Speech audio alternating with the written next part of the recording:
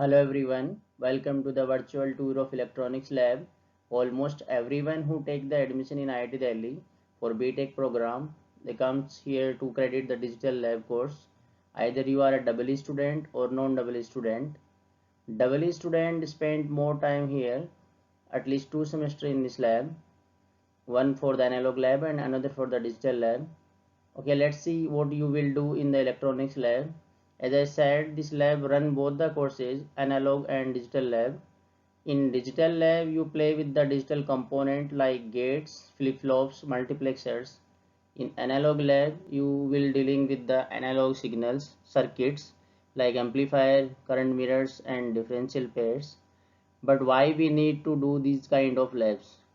So every researcher in the electronics field have three ultimate target. First is reducing the size of the devices, second making the device more faster, and third is they should consume minimum power. After a struggle of 7 decades, researchers achieved some of them.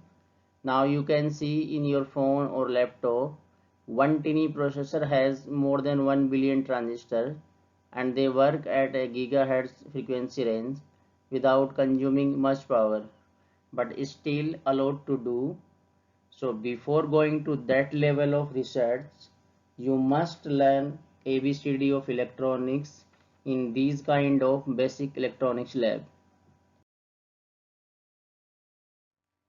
Okay, you will observe in every lab there are three main part of the any experiment setup. First is the input, second is your system, and third one is your output devices. So input devices provide some test signal that you have applied on your system that you have designed, and the output devices to check the response of the system which is expected or not. In digital lab you designing digital circuit, so your system will be any digital circuit.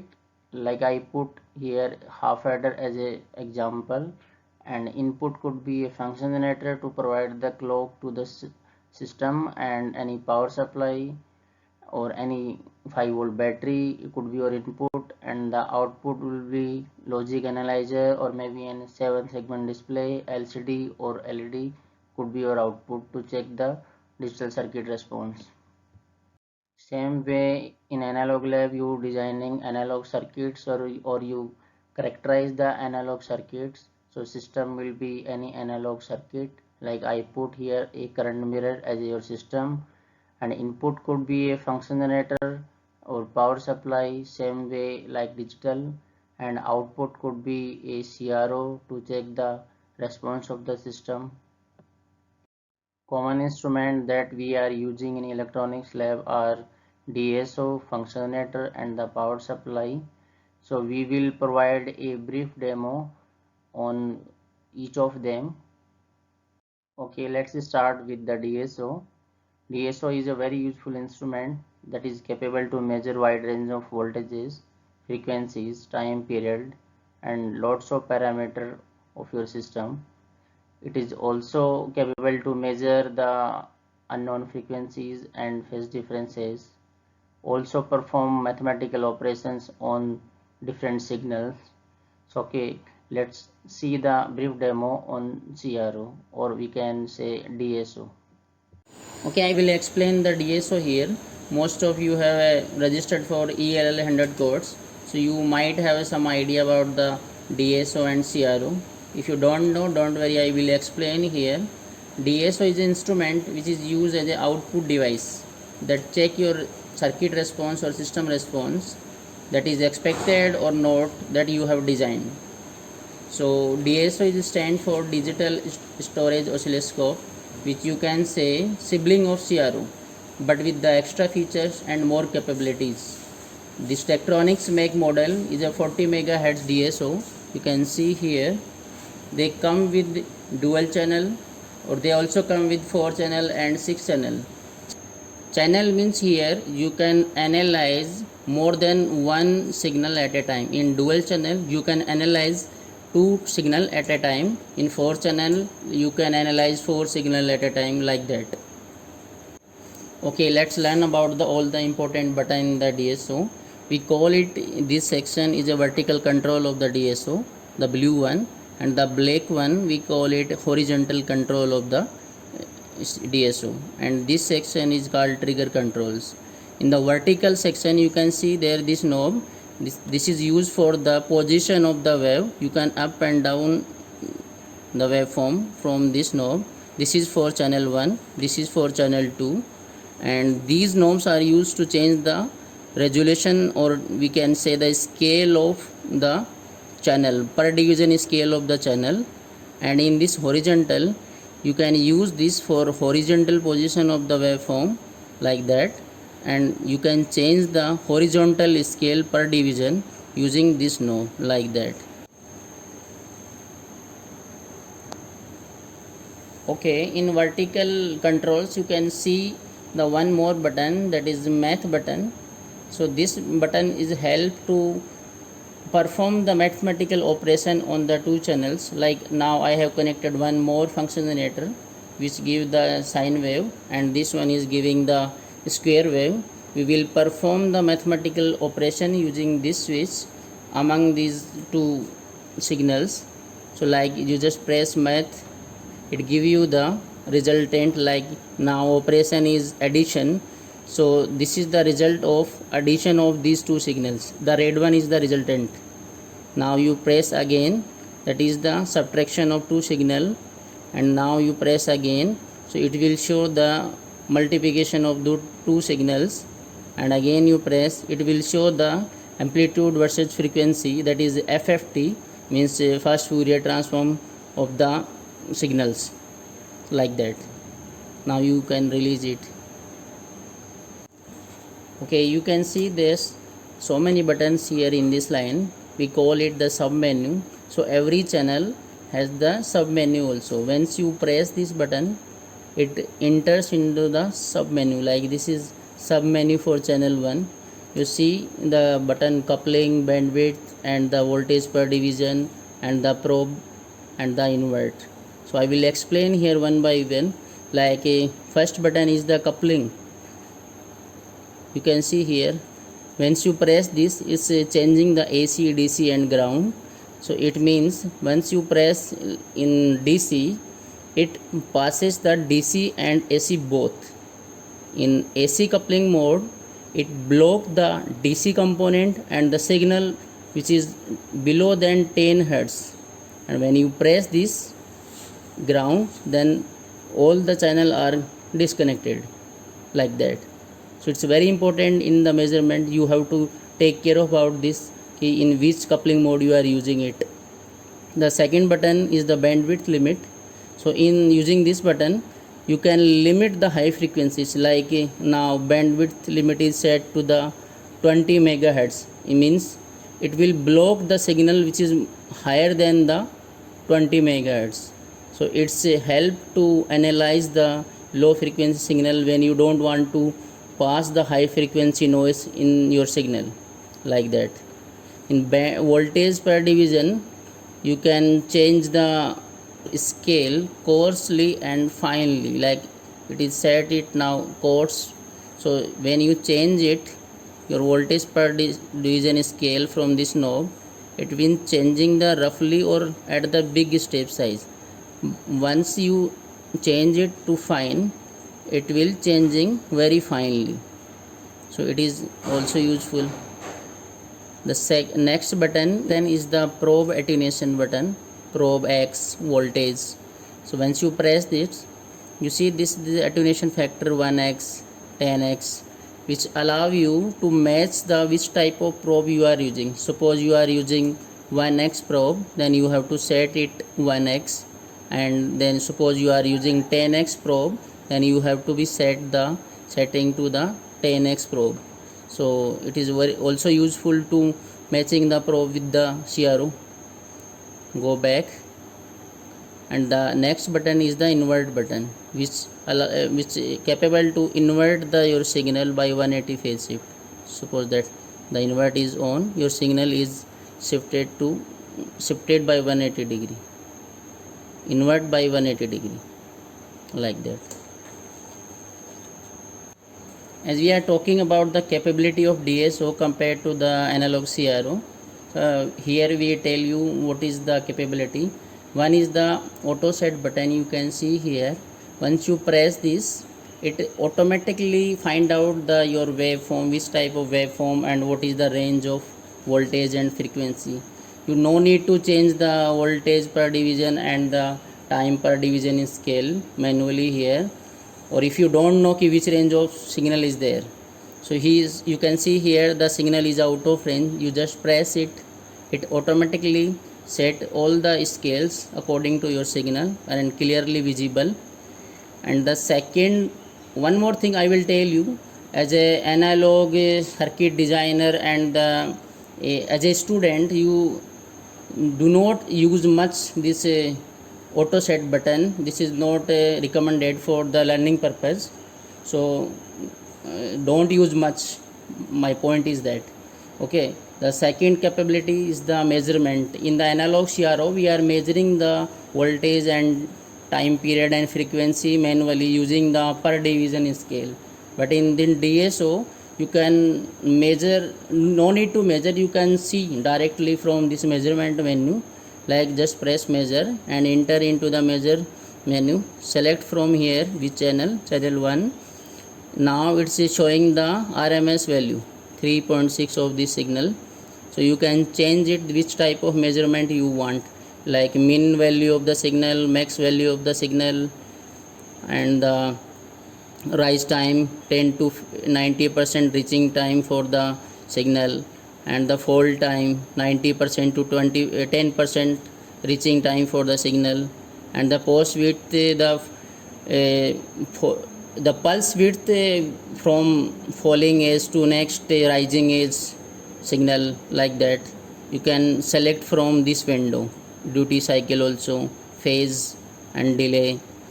Now it's measuring none, and now it's measuring frequency of the signal 1 kilohertz, and period is like 1 millisecond. This is the mean value of the signal, like that. We no need to calculate, it's automatically giving the value of signal. Okay, in some signal you can see that in square wave some glitches are there in the peaks. This comes from the outside noise or maybe some defaulty probe we are using. So accurate display of this kind of signal, we can use this acquire button in this CRO. Once you press this, enter in the acquire menu. This is the default one, and you can, suppose you want to find out the peak of that glitch or noise, you just press it. Now you can see that there is not much visible of glitches, because maybe here no glitch is there. But suppose you want to reduce this kind of glitch coming in this signal, some glitches are there, so we want to remove these glitches or noise. So just press this average detection. Now you can see the more fine wave is visible. This is waveform is visible because of 4 data point averages.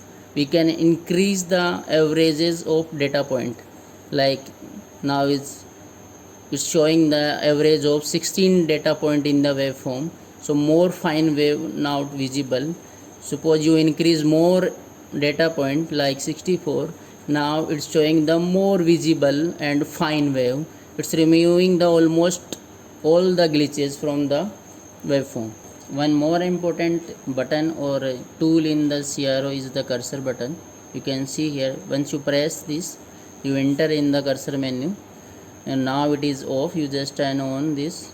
Now it is in amplitude cursor mode. Cursor mode showing the here like cursor 1, cursor 2. So it's provide 2 cursors. One is here, another one is here. So it's help to measure the difference between these 2 lines. Like suppose you want to measure the difference of voltage from this to this, it's showing here delta V. So you can set the position of these cursors. Like suppose you want to change the cursor 1, just press the cursor 1 and change the position of this. Suppose I set it here, and like cursor 2 from here, you can again change the position of cursor 2 according to this position, it will show the difference of these two cursor here. So it's help to measure accurately, particularly that is not accurately measure with the naked eye. You can measure using these cursors. Same way you can just press this again. It provides the horizontal cursors, like in this you can see here cursor 1 is maybe here, I show you. Okay, this is cursor 1 and the cursor 2 is here. So you can find out the pulse width using these cursors, or difference between the two position at the time scale. Like cursor 1 is here, cursor 2 is here.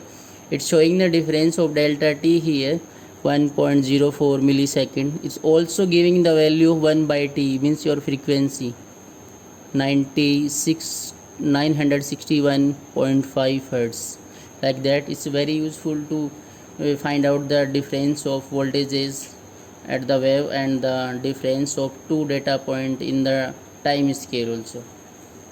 Now I will tell you, suppose you want to check the your probe is working or not. So there is a facility here, a square wave is there of 5 volt peak to peak 1 kilohertz.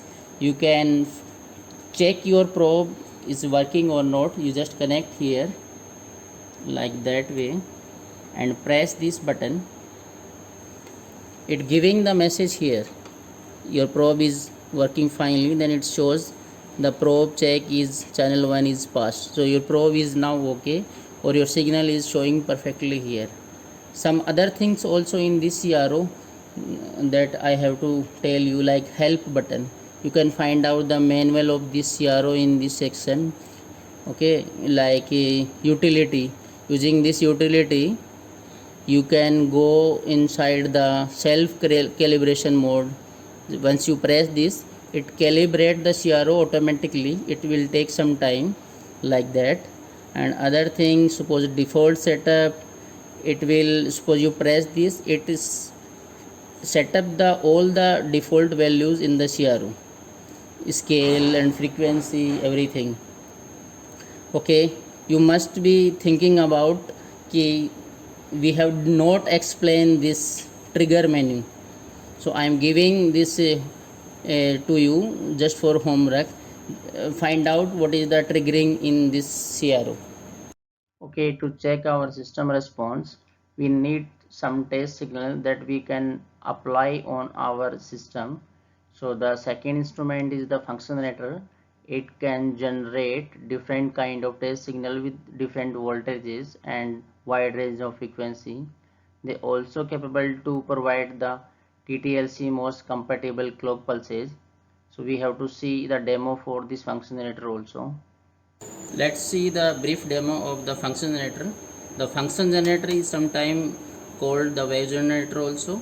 It works as an input for the system, which provide the different type of test signal or waveform like sinusoidal, triangle wave or square wave up to the 4 megahertz frequency for this model, and it may be high for the other models.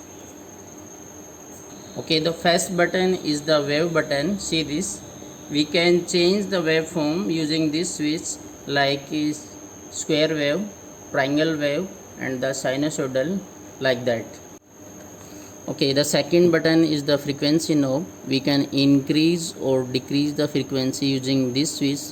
This position switch also help to increase or decrease the frequency using the, suppose we want to change the frequency what decimal point, we can use these switches like that.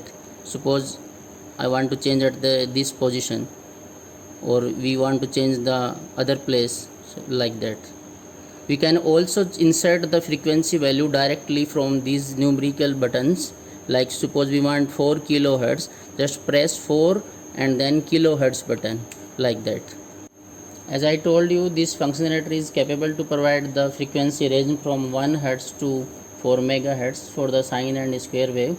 So see this is the 1 hertz frequency for the sine wave. We can increase up to 4 megahertz, like press 4 and then megahertz button. This is 4 megahertz signal. Okay, but we have to remember this: the frequency of the triangle wave is limited to 1 megahertz. Suppose you exceed that value, it will show the error. Like I'm changing the wave, so for the triangle wave is showing the frequency error. So we can only get the 1 megahertz maximum for the triangle wave. Like I put 1 megahertz now for the triangle wave, you can easily get the output. See this. Okay, third button is the amplitude button. Using this amplitude knob, we can increase or decrease the amplitude of the waveform, like that. We can get the maximum value of amplitude for this model is 20 volt peak to peak for the 50 ohm load. We can also attenuate the waveform using this button. Press shift and then press 8. Now our waveform is a minus 20 dB attenuated, means the amplitude of the waveform is now 1/10 of the previous one. You can see that in the waveform it was 20 volt around, now it is a 2 point something, so some error is there, but we can get the 1/10 of the previous one. Another way of attenuation is you can pull out this amplitude knob outside, so we can get more minus 20 dB attenuation. So total we can get the minus 40 dB attenuation for the waveform, like that. If you want to release that, then you again press the shift and 8 button. Now this is the original one. Okay, this function generator is also capable to add or remove the offset from the waveform.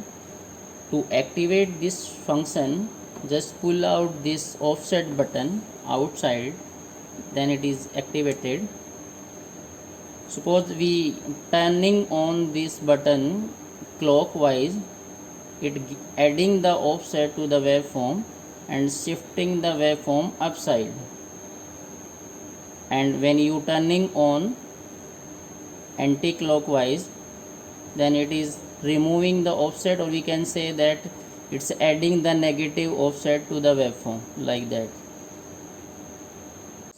Okay, this function generator is not only used in the analog experiment to generate the small signal and AC signal, but they are also very useful for the digital experiment also, to provide the clock pulse to the gates and the digital circuitry where we does not want to change the amplitude frequently. So see, here we can take the clock pulse from this knob, TTL CMOS output. I am shifting the cable from here to there. To activate this function, just press shift and 9. Now you can see this TTL. Now the CMOS TTL output is activated. It gives you the clock pulse. For TTL, it has to be pushed in.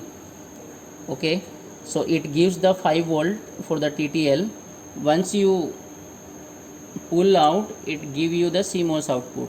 In CMOS, the maximum voltage is decided by the technology node, so you need to change it like that. But in TTL, you just need fixed 5 volt.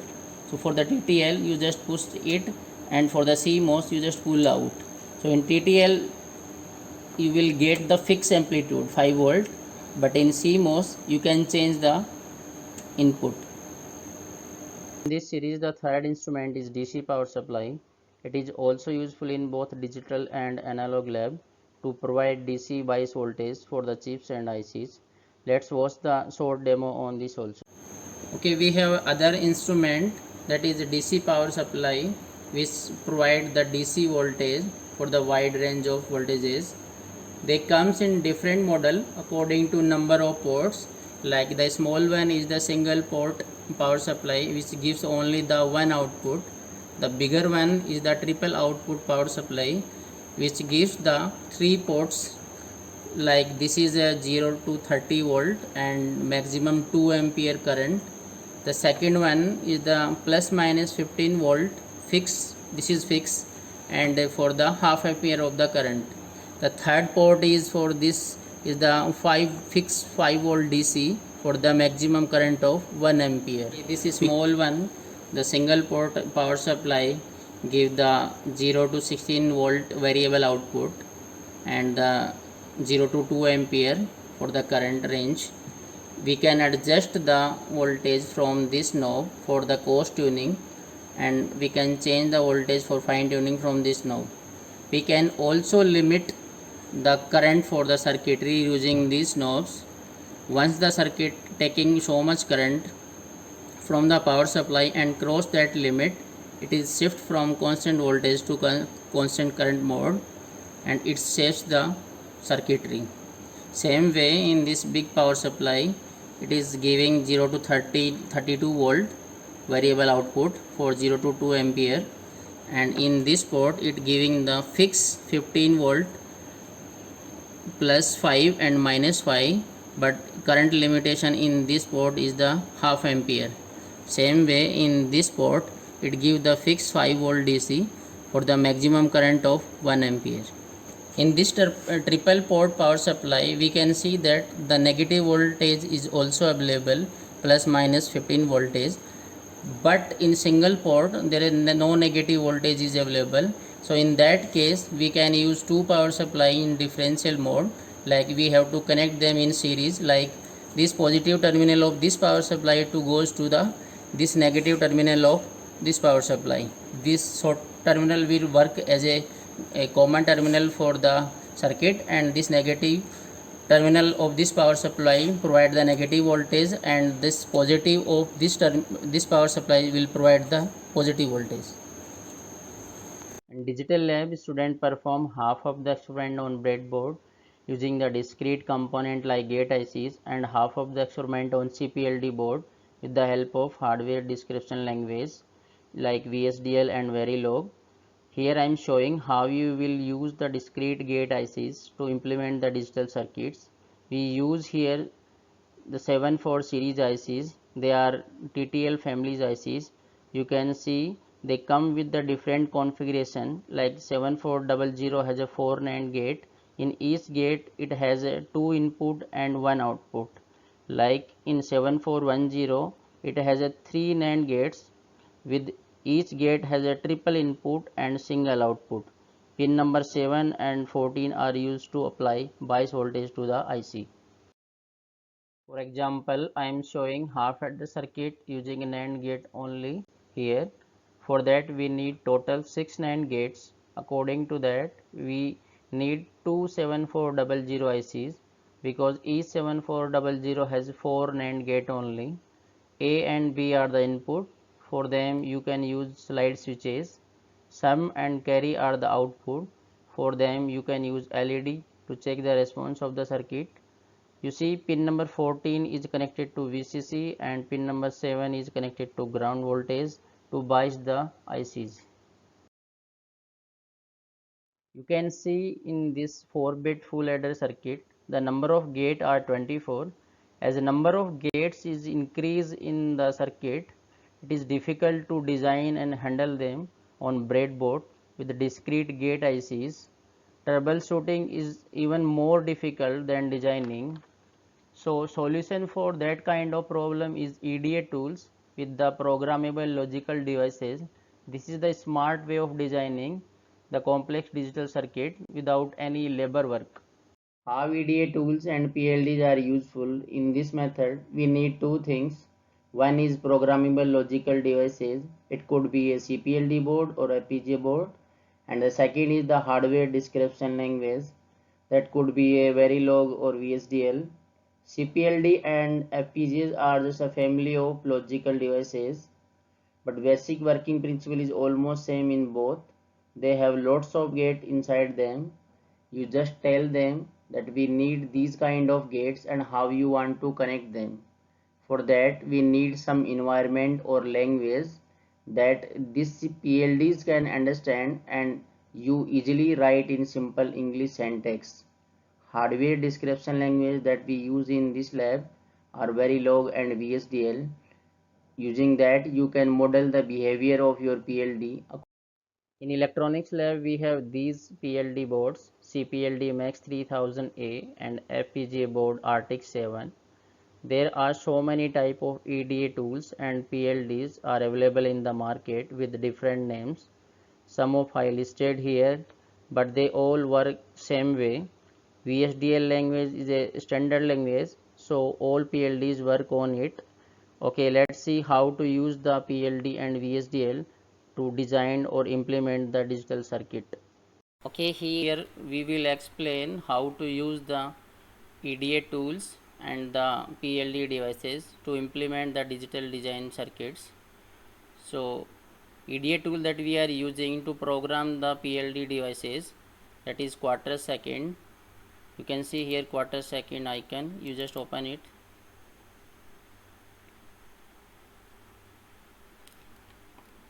After opening it, it will show this window. From here you can create new project, or you can open the last project from here that you are working. So I am closing it because I will tell you from starting. So go to the file, then choose new project wizard. Here you have to tell where you want to design the circuit, means directory of the your circuit where you want to save in the computer. So I am choosing on desktop. There is a folder experiment 1, and my project name is half adder. Same name will be appear here. Then next, he asking you want to create this directory. Yes. Here no change. Here you have to tell which device you are using and you want to program that. So we have max 3000A. Choose this, and from right side you have to choose the package, that is PLCC, and pin count is 44, speed is 10.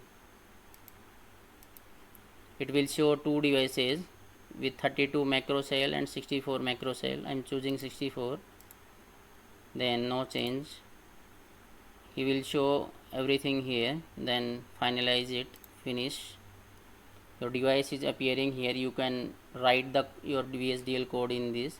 So open, file, new. So he is showing so many way of program this device. You can use schematic file also, Verilog also, and the VHDL file. So we are telling here only VHDL. So choose VHDL. Okay. So here you can edit your VHDL code. You write your VHDL code for the circuit. So for the example, we will explain the half adder circuit. So just see the what is half adder. So see, this is the half adder circuit where two inputs A and B, you adding them, or according to sum and carry. The circuit is this. This is your circuit XOR and the AND gate output. This is the truth table. So we need to write the VHDL code for that. So this is code for half adder circuit. So this is the simple syntax for the VHDL code. In upper two lines we defining the library, that is IEEE standard library. In red block you are seeing I am defining the input A and B as a input, and output sum and carry. And in this green box you can see we have to define the architecture of the circuit, like sum is A XOR B, carry is A and B, like that. So instead of writing, to save the time, I am directly copying this code in this editor, Control C, and this is your editor. I am pasting here. Then you have to press compilation button, like play button here. He asking to save. Yes, save.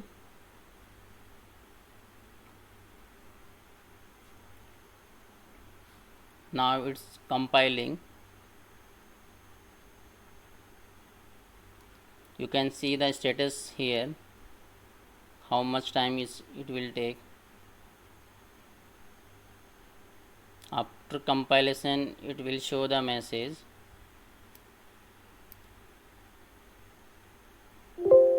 Okay, showing the full compilation was successful.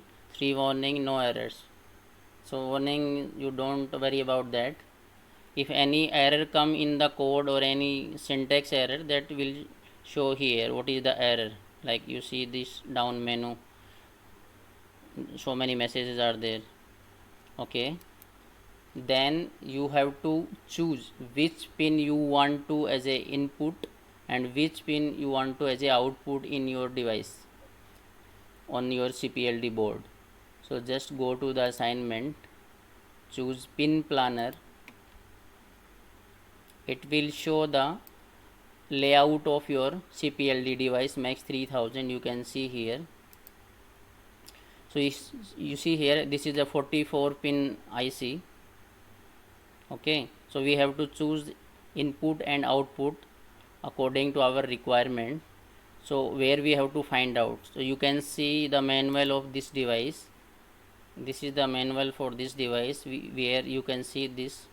There are so many switches that you can use as a input and LED as a output. This is your main device, 44 pin IC CPLD, and other interface are, you can see here, this is the programmer, USB to JTAG devices, and some other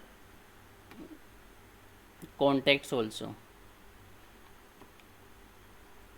So you check the detail of input and output from here, like switch 1 is at 4 pin number 4, switch 2 is at pin number 5. So you want two input, switch 1 and switch 2 as a input and LEDs as a output, 24 and 25.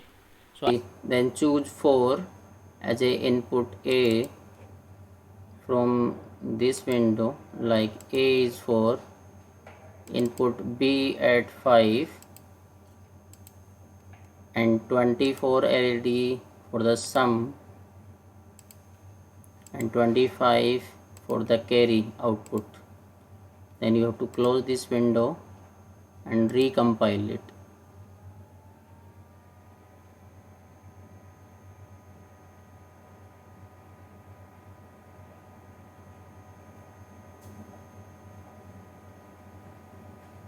Okay, so you can see here the real recompilation is again successful. You can check your pin output from here, pin output file. You have choose A and B as at 4 and 5. Yes, you can see his YY, and your output from this sum and carry, 24 and 25 LED. Yes. Okay, after pin planning, we have to transfer this information to the CPLD board, but our CPLD board does not understand this VSD call directly. To how to transfer this information? So we are using some programmer protocol, that is USB to JTAG. That protocol need only specific file format, that is serial vector format. So we have to convert this program into the SVF format. So for that, you go to the tools, programmer, then you see here, this is your device appear here, Altera's device. So we have to convert our program in the SVF format. So just click here, create, choose the file format SVF, then save it. Okay, now close it. So now you can see your VSDL code is converted into SVF format. You can check in your folder like experiment. You can see here half header .svf is already created here. So we have to transfer this .svf file into our CPLD board. Okay, this is our physical CPLD board. You can see here, this is the CPLD IC, and these are the switches 1 to 8 that we are using as input, and these 7 LEDs, 8 LEDs we are using as output devices. Some other component also you can see here, like this is the programmer IC that we are using to transfer this .svf file from computer to in this board. So I'm choosing according our half adder circuit, switch 1 and 2 as a and B as a input, and LED 1 and LED 2 as a sum and carry. Okay, to program this CPLD board we have to connect this cable. this end to the CPLD board and another end USB to the laptop. So now you have to on this power button. You can say power is on. Okay, after connecting the CPLD board to the PC, we have to transfer that SVF file to the board. So for that we have to open JTextL. You see, now we have to type some standard command for the protocol, like first is cable FT2232. It's showing your device is connected to driver. Now you have to type detect. It's showing your device is appearing here. Now you have to type SVF, then your location of your file, like this is your SVF file. So you just drag and drop the location of this here and press enter. You have to wait for few seconds until this program is transferred. You have to wait until JTAG cursor come. Now you can see the program is done. You can check on the board according to your code it's working or not. We have to check our program is working or not. For you can see this, for the both the input 0, sum is 0 and carry is also 0. For one of the input is high, then sum is high and carry is 0, and for both the input high, the sum is 0 and carry is high. So your half adder circuit is working perfectly according to your VHDL codes. In analog lab, you play with the analog circuits.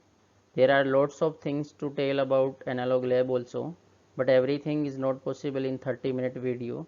Instrument we use in analog lab already discussed in this video.